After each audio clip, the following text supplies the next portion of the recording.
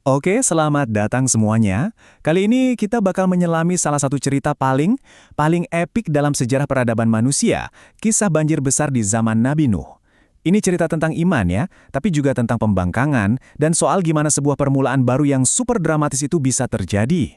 Nah, pertanyaan besarnya, yang mungkin sering kita dengar juga, benar nggak sih pernah ada banjir raksasa yang sampai menenggelamkan seluruh dunia yang ada penghuninya?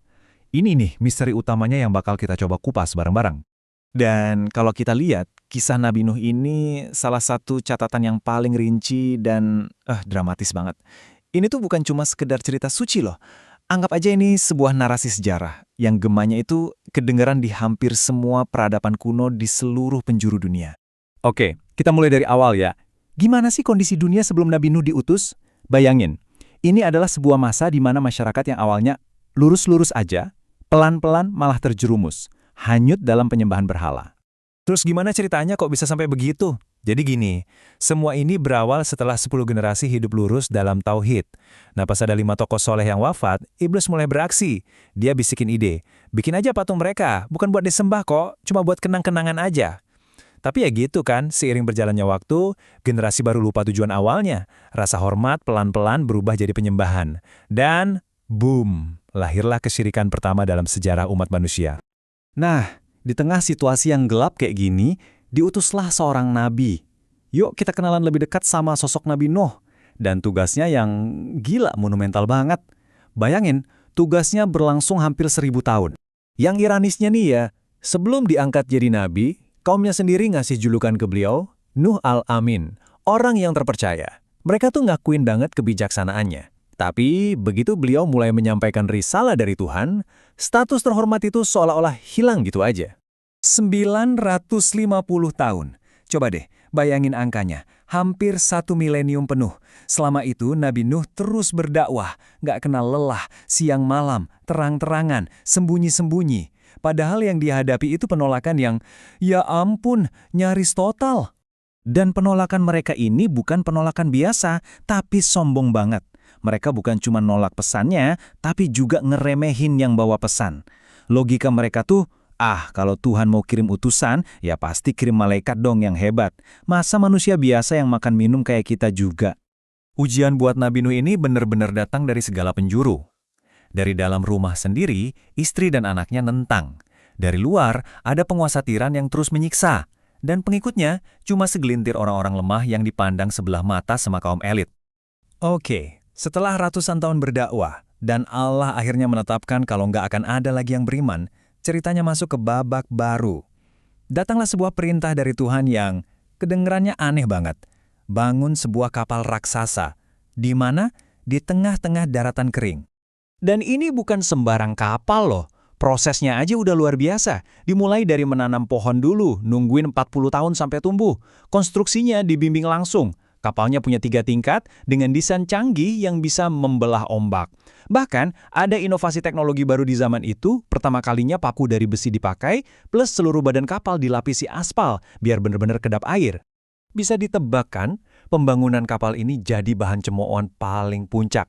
Lokasi proyeknya itu jadi kayak tempat wisata buat kaumnya. Mereka datang cuma buat ngetawain proyek gila ini. Ejekannya kira-kira, dulu ngaku nabi, sekarang jadi tukang kayu. Buat apa kapal segede ini di darat? Dasar orang gila. Tapi, ya tawa mereka nggak bakal bertahan lama. Sekarang, kita masuk ke klimaks ceritanya. Saat di mana tanda-tanda mengerikan mulai bermunculan yang jadi penanda awal dari akhir bagi peradaban pembangkang itu. Tanda pertamanya aja udah aneh banget dan bikin merinding. Bukan hujan yang turun dari langit, bukan. Tapi air yang mendidih dan muncrat dengan deras dari sebuah tungku tanah liat. Bayangin, air keluar dari tempat api. Ini benar-benar sebuah pertanda yang melawan hukum alam dan jadi lonceng kematian buat mereka. Dan bencananya ini gak bisa dihindari sama sekali. Kenapa? Karena air datang dari 2 arah sekaligus. Dari atas, langit seolah-olah jebol numpahin air kayak air terjun raksasa. Dari bawah, tanah itu sendiri pecah memuntahkan air dari setiap retakan, jalan, bahkan dari lantai rumah-rumah. Udah nggak ada tempat buat kabur. Di tengah-tengah kekacauan ini, ada satu momen yang paling menyayat hati. Naluri seorang ayah kan. Nabi Nuh teriak ke putranya, "Nak, ayo naik ke kapal sama kami, jangan sama orang-orang kafir." Tapi kesombongan anaknya bikin dia nolak. Dia bilang, aku bakal naik gunung aja, pasti aman dari air. Dan sedetik kemudian, sebuah ombak raksasa datang dan memisahkan mereka berdua untuk selamanya. Oke, setelah bumi dibersihkan, airnya pun mulai surut. Nah, sekarang kita lihat gimana para penyintas ini menghadapi tugas berat, membangun kembali dunia dari nol. Dan yang selamat itu ternyata cuma sekitar 80 orang. Angka yang kecil banget kan? Ini nunjukin betapa total kehancurannya. Jadi dari komunitas super kecil inilah peradaban manusia dimulai lagi setelah kapal itu mendarat di atas Gunung Judi. Nah, menurut tradisi, dari 3 putra Nabi Nuh yang selamat inilah seluruh umat manusia modern ini berasal.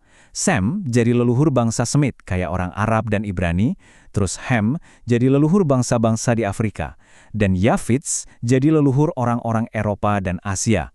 Makanya, Nabi Nuh sering banget disebut sebagai bapak kedua umat manusia. Sekarang, yuk kita coba lihat gambaran yang lebih besar. Kita bahas warisan dan tafsiran dari kisah banjir ini. Kita coba hubungkan dengan mitologi-mitologi lain di seluruh dunia, dan juga diskusi-diskusi teologis yang ternyata masih relevan sampai sekarang. Dan ini yang luar biasa, kisah ini tuh universal banget. Cerita soal banjir dahsyat dan beberapa orang yang selamat itu ada di mana-mana. Di Mesopotamia ada epos Gilgamesh, di India ada kisah Manu, di Yunani ada mitos Deukalion, bahkan di benua Amerika, legenda suku Maya, Aztec, dan Inca juga nyeritain hal serupa. Kesamaan ini seolah nunjukin kalau ini tuh kayak memori kolektif kita sebagai manusia. Hal ini akhirnya memicu perdebatan banjirnya ini skala global atau lokal ya. Banyak ahli berpendapat kalau banjirnya itu bersifat lokal tapi total. Maksudnya, banjir itu melenyapkan seluruh peradaban manusia yang ada di zaman itu di wilayah itu. Alasannya, keadilan Tuhan itu kan menyeratkan hukuman cuma buat mereka yang udah diperingatkan. Nah, pandangan ini sedikit beda ya sama penafsiran harfiah yang bilang airnya nutupin seluruh planet bumi.